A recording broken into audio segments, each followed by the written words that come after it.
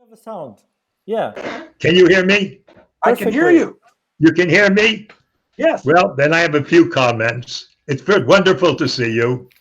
Good You're to a see mensch, a mensch, you. all right? You're a modest, warm human being that had so much to share. This was a great personal interview, and it's the essence of learning. What you've shared with us is a different approach from my point of view.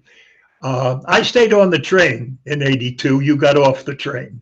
So Yes. I've watched this develop into the most important art form, and it spans everything from commercial for money, but it's still there in New York. It's still free and it's still exciting.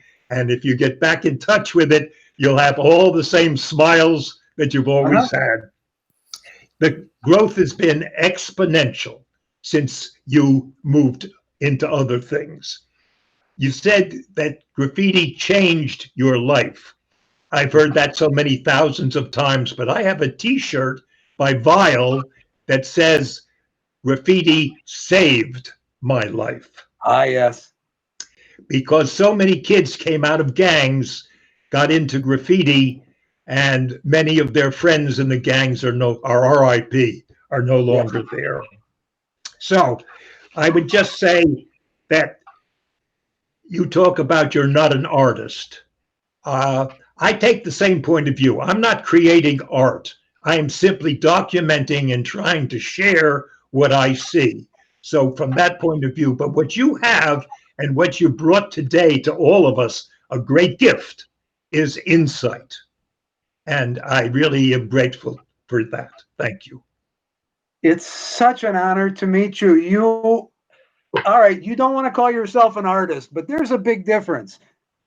You really do take the photographs. You really do write the text. You don't have other people do it for you like I did. Okay. My book was written by kids at the High School of Art and Design. You were All I smart. did It was was a lot of put it hard out. work. Well, the hard work was transcribing the interviews and typing it up and making the color Xeroxes. Because back in those days, color Xerox was rare. There was only one in the whole city. You know, one other interesting thing, you have so many nice quotes from Lee and all Mhm. the others. I still know them personally. I've known Really? them I've known them since they were 16, 17, and Blade probably now is in his late 50s. But I knew them all, and I still am in touch with many of them, both here in the United States and in Europe. Wow. Yeah. I haven't seen Lee in since Lee is forever. just not only a great artist, but also a great human being. Yes, Just and you a know what? wonderful. I'll send you his email. You should be in touch with him. Meeting you is and meeting a lot of the people I did in Spain and all this. It's like the experience of meeting Margaret Mead again. It's to meet people who are exceptional and have an exceptional view of the world and a love of the world. I felt the same way about Lee meeting him as a 16-year-old kid, Yeah. as I felt about meeting, W.H. Auden, who came to teach a poetry class at my college. It's when you're in the presence of somebody great, a great artist who can do this stuff. And he just took my breath away. So did Blade, so did Bama, so did all the people I met. Yeah. They just If you look behind me, there's a Blade, the best Blade canvas that was ever created. it's Just take a look. amazing. Can you see it? That's Yes, his train. That's his train blade. It's just beautiful. it's magnificent. Yeah. Uh, Here's Blade in Florida. He's got a wonderful home, swimming pool, workout gym. I knew him when he was a cab driver, dropout in New York City. That's how long wow. ago. So a lot of years Wow. have gone by. I'm so glad you stayed with it. I'm so glad that you used your art to help keep this alive. Otherwise, nobody would know. Well, I guess that you could sum up my interest was that I wanted to give dignity to Mhm. these young people who I felt were creating interesting images, sometimes good art, sometimes bad art, but they were expressing, as you have so well pointed out, their feelings and their relationship to the community, to the star culture that they lived in, the haves, the have-nots, all of that. You did it beautifully. Congratulations. Thank you. You too. It's an honor. It's really great to meet you. I never thought I'd meet you in person. I should go over here right in. You're in my shelf right next to me. Let me tell you something. I've hung on to age 92 just so we could get together. You're younger than me. I'm 92. You can't be 92. Well, You're embarrassed. Unfortunately, I have to be. It's not the mileage, and it's not the age. It's the model. You must be a Rolls Royce, because at 92, you look younger than me at 67. And you're a lot sharper. I'm losing my memory. No, you're too modest, much too modest. No, it's just really cool. You're 92. Yeah. Man, you're gonna go on to be 200. You know, I'll settle for 100. Oh, listen, these biblical ages, 200, 500, Methuselah. You got to keep on going. You're a great model. You know that there are still excellent Model T Fords driving around because they were built right. I'm more like a Yugo. I'm wearing out fast. But you are more like a Rolls Royce, which the Queen is still driving a Rolls Royce. I would never drive a Rolls Royce. We are both street people. Yes, I have a question here from Lisbon. Can I? Sure. Yeah. Well, because you have so many experience, both of you, and we are dealing with such a specific moment in time, I will ask you some words about what we are living and how your knowledge, our knowledge, the capacity for doing what we are doing now can improve the present situation. I don't know, maybe Craig or Jim, I don't know who first. How can we use this knowledge, this experience, to improve the next step post COVID, or what comes next? Go to the good-looking one first, Jim. After you. No, you first. It's very hard for me to look forward and predict where this art form, but it has to grow, and perhaps it will mature into a much more capitalist form as these people needed to support families, bring up children. I don't know what the newer generations will do. Will they follow the same kind of trajectory that the Lees and the Blades and the Dondis and Revolt and all of those guys? I don't think so. I think that's a path that's very singular. And what will come in the future will be different. Certainly, it's very different in terms of training. We now have the Shepherd Fairies and the people who've gone to art school, who have become very famous, who do wonderful political murals, but I don't know that will be repeated. If it is repeated, it will skip a very large early learning part, the part that you experienced, because they'll come out of training and art schools and they will be at a different level to start. It's not like Tracy 168, learning how to draw his first Tracy's or Wild style.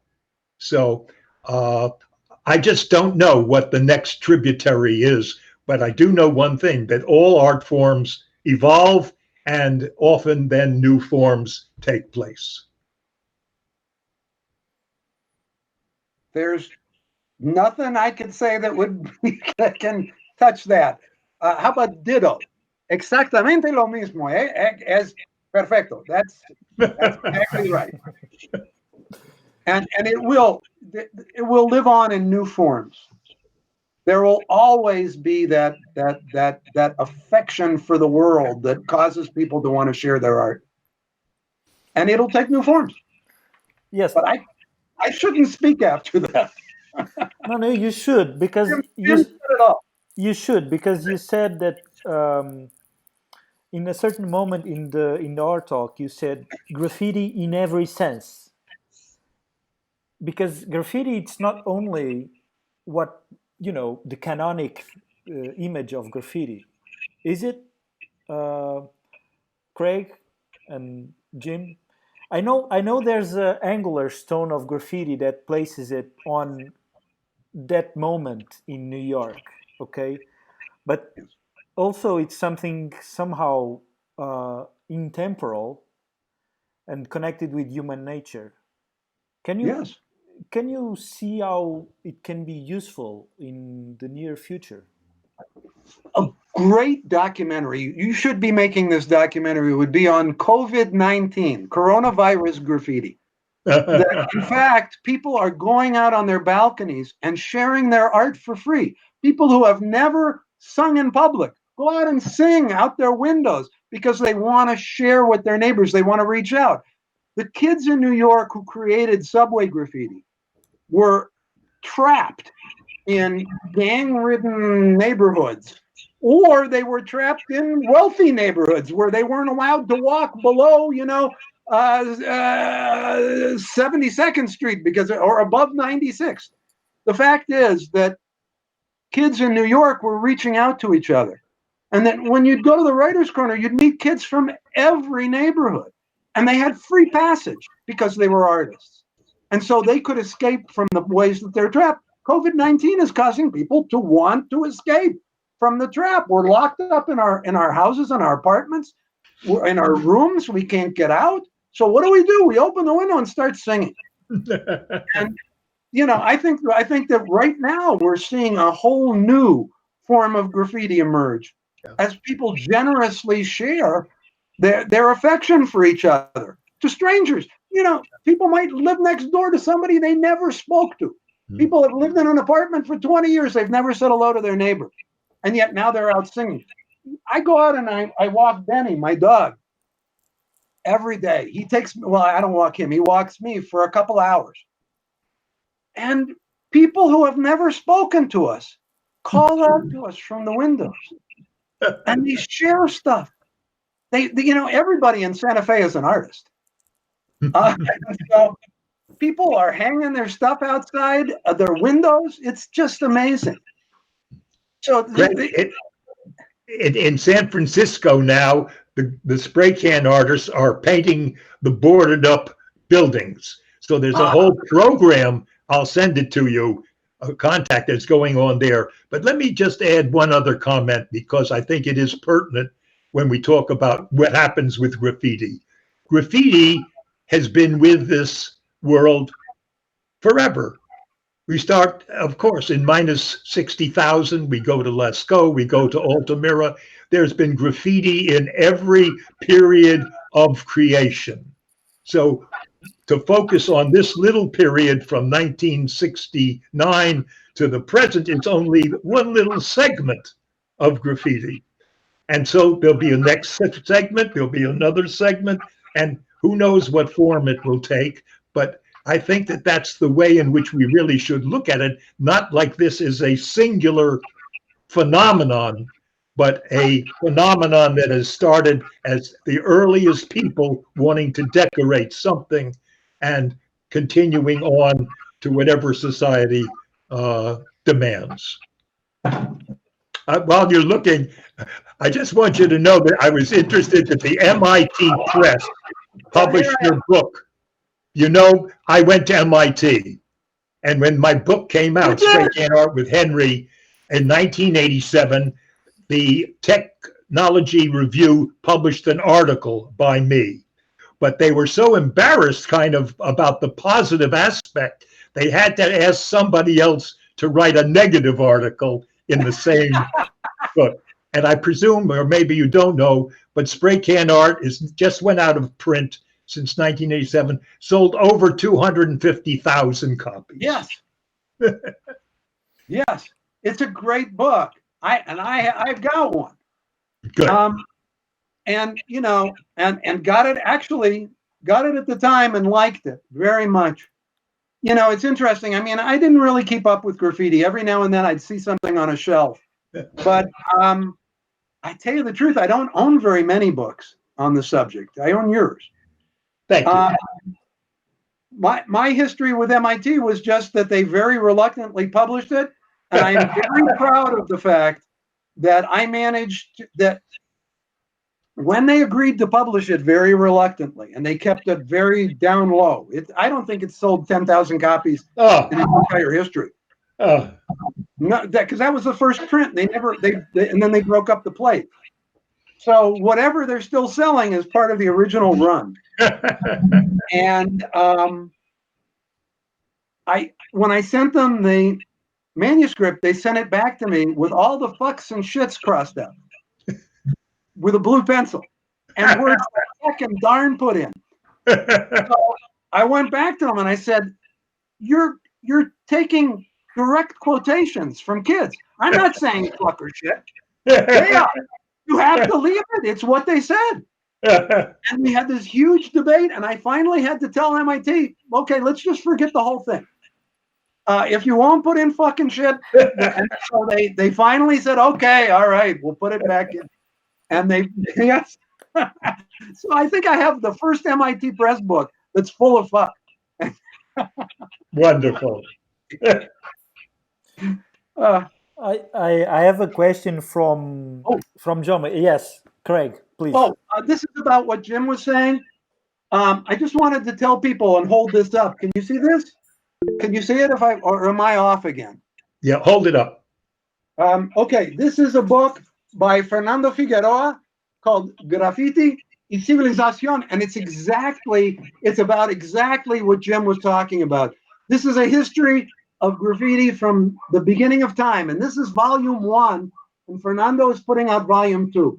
And somebody who speaks a lot better Spanish than me needs to translate this into English.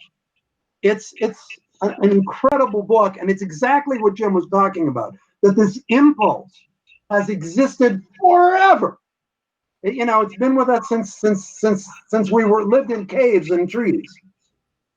And whatever you do, you should get this book. It's on Amazon, and I'm really looking forward to the second volume.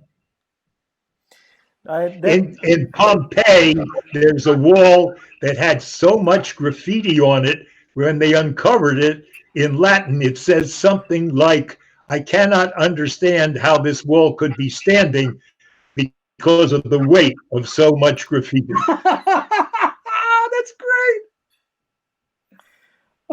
I have one question and one last remark, because we are taking too long, and although this is history, so the question is from Jaume actually, and he asked about the what sense will make in the future to produce graffiti books.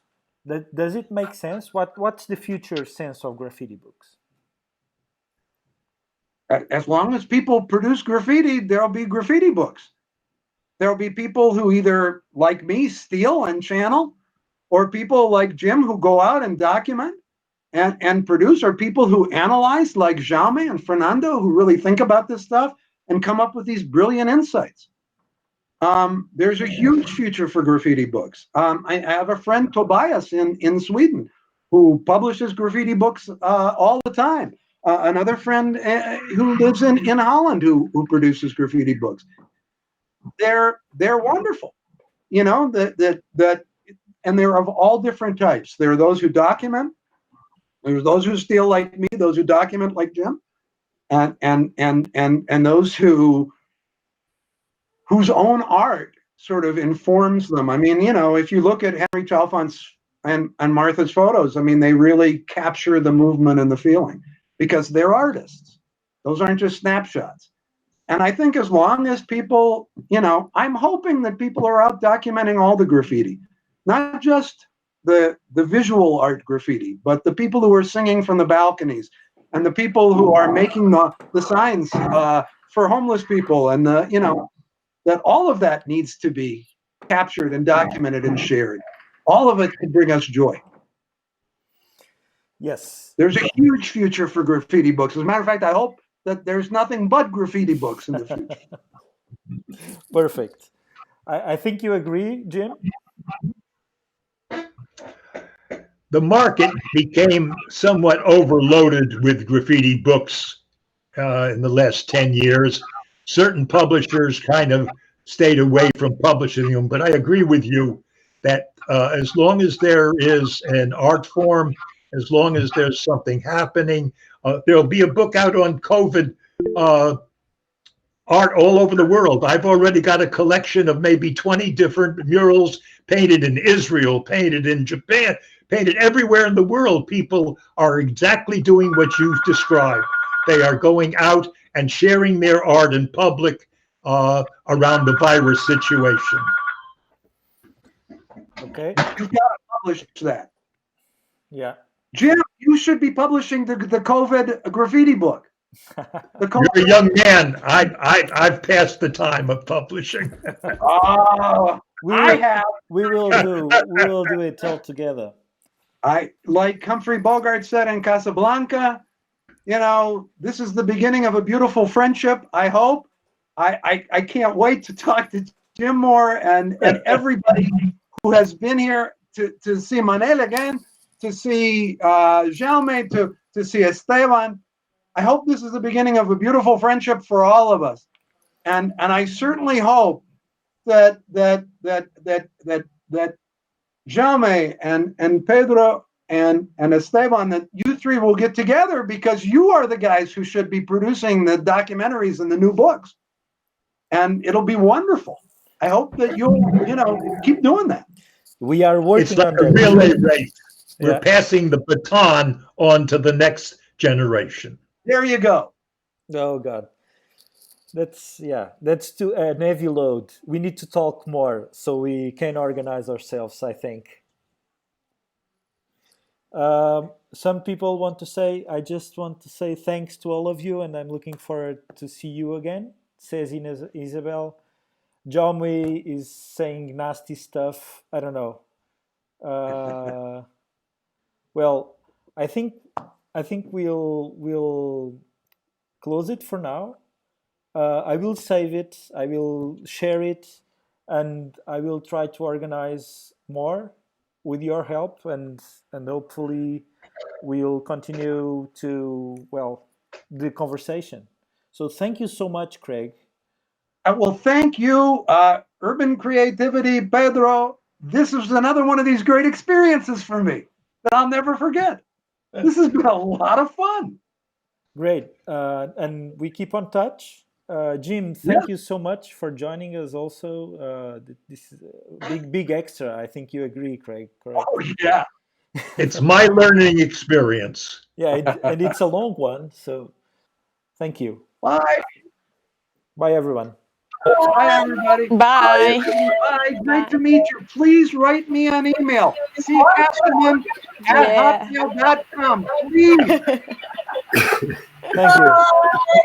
Have a good day, evening, wherever. Bye bye. Be safe. Bye bye. Bye. Stay well.